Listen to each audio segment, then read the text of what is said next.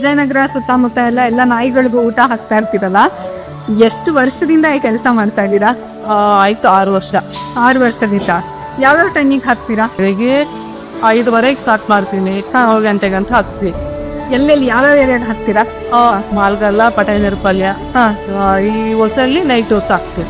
Night ಸಿಗ್ತಿರೋರ್ಗೆ bag ಹಾಕ್ತೀನಿ. ಯಾರು sponsor ಮಾಡ್ತಾರಾ ಅಥವಾ ನಿಮ್ ಸ್ವಂತ ಖರ್ಚ? ಇಲ್ಲ ಆದ್ರೂ ಒಬ್ರು ರೋಡಲ್ಲಿ ಸಿಕ್ಕಿದ್ರೆ ಅಮ್ಮ ಇಷ್ಟು ಕೆಲಸ ಮಾಡ್ತೀಯಾ ಅಂದ್ಬಿಟ್ಟು ಗೊತ್ತಾಯ್ ನಿಲ್ಬು ಅವ್ರ ಕೈಯಲ್ಲಿ ಆದಷ್ಟು ಕೊಡ್ತಾರೆ.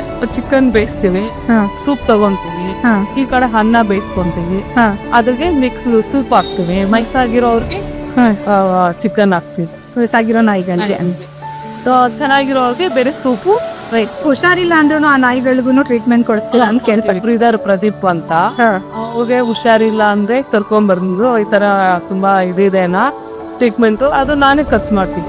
ಯಾಕೆ ಅನ್ನಿಸ್ತೀರಿ ಹಿಂಗೆ ನಾಯಿಗಳಿಗೆ ಊಟ ಹಾಕ್ಬೇಕು ನಾನು ಅಂತ? ಮನೇಲಿ 3 ಜನ ಸಾಕಿದೀವಿ, ಅದು ನೋವು ಜಾಸ್ತಿ. ಅವ್ರು ಎಲ್ಲೋಗಿ ಯಾರಾದ್ರೂ ನೋಡಿದ್ರೇನು ಅವ್ರನ್ನ ಬೀದಿಯಲ್ಲಿರೋರ್ನ ಅವ್ರ ತರವೇ ಕಾಣೋ ಆ ಫೀಲಲ್ಲಿ ಹೋಗಿ 1, 2, 3 ನಾಯಿಗೆ ಹಾಕೋದು ರೂಢಿ ಮಾಡಿದ್ವು. ಅದೇ ಲಾಕ್ಡೌನ್ ಇಲ್ಲಿ 20 ಆಮೇಲೆ ಹಂಗೆ ಸೆಕೆಂಡ್ ಲಾಕ್ಡೌನ್ ಅಲ್ಲಿ 50 ಹಂಗಾಗಿ ಅದು ಜಾಸ್ತಿ ಬೆಳ್ಕೊಂಡು ಹೋಗುತ್ತೆ. ಓಕೆ, ನೀವು 1-2ಕ್ಕೆ ಹಾಕಕ್ಕೆ ಶುರು ಮಾಡಿದ್ರೆ ಇವತ್ತು 200ವರೆಗೂ ಆಗಿದೆ. ಯಾರಾದ್ರೂ ನನ್ಗೆ ಸಹಾಯ ಮಾಡ್ಬೇಕಂದ್ರೆ ಈ ತರ ತುಂಬಾ ಜೇಟ್ ಆಗಿರೋರ್ಗೆ, ಈ ಕಣ್ಣು ಆಗಿರೋರ್ಗೆ ಅದೆಲ್ಲ ಸ್ವಲ್ಪ ಸಹಾಯ ಮಾಡಿ ಟ್ರೀಟ್ಮೆಂಟ್ ಕೊಡೋಕ್ಕೆ ಹೆಲ್ಪ್ ಆಗುತ್ತೆ.